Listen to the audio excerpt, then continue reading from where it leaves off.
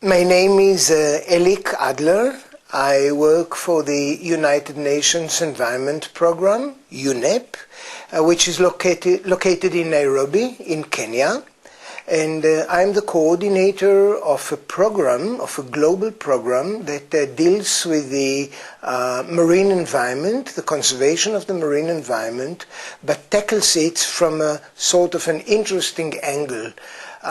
It is basically a program that is based on regions, on 18 marine regions of the world. The program is called the Regional Seas Program. It has been established in 1974 by UNEP, by the United Nations Environment Program. And basically the idea is that you cannot manage the marine environment in the same way, the same tools, the same scientific approach to all the geographic regions of the world. So what is right for Southeast Asia is not right for the North Atlantic. What is right for Antarctica, for example, the marine environment of the Arctic or Antarctic, is not the same like for the Caribbean, for example. So 18 regional seas programs had been established around the world. The first one was the Mediterranean, in which 21 countries around the Mediterranean have signed a convention, a legally binding convention, in which each of the countries basically commits to preserve and manage in a sustainable manner the marine environment. The idea is basically that the marine environment, the coastal and marine environment, do not have political boundaries. So what is happening in one country definitely affects the others. So by each country committing to behave and to manage according to the, I would say, the rules of the convention, there is a common commitment to work together and to preserve that body of water, in this case the Mediterranean. Later on, a program was established in the Caribbean, and then another program was established in East Africa, which is called the Nairobi Convention, and the Abidjan Convention for West Africa.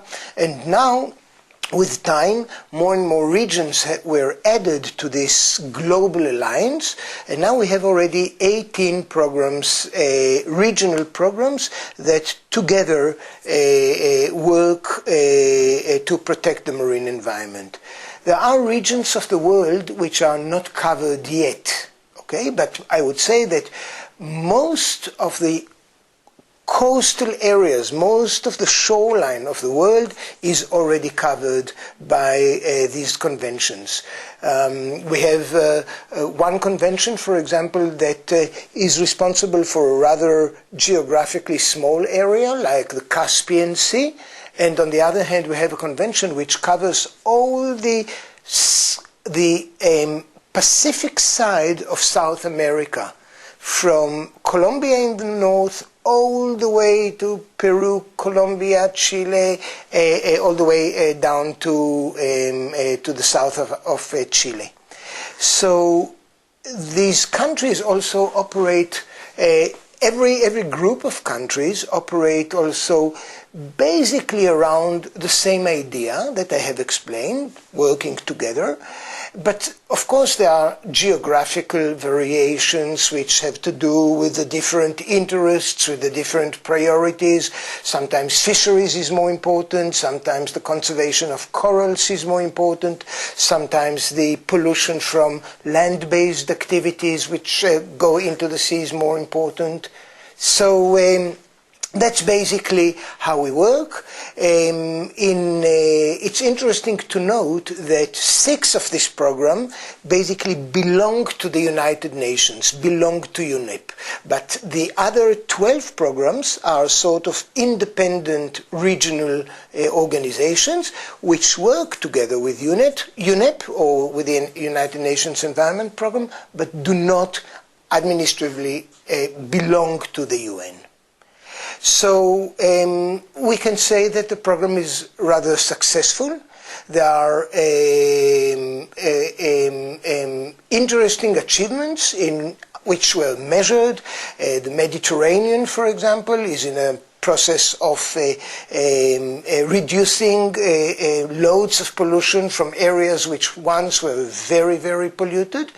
There are records of very interesting progress which was made in northwestern Europe under the OSPAR organization, the Oslo-Paris Commission for the Northeast Atlantic.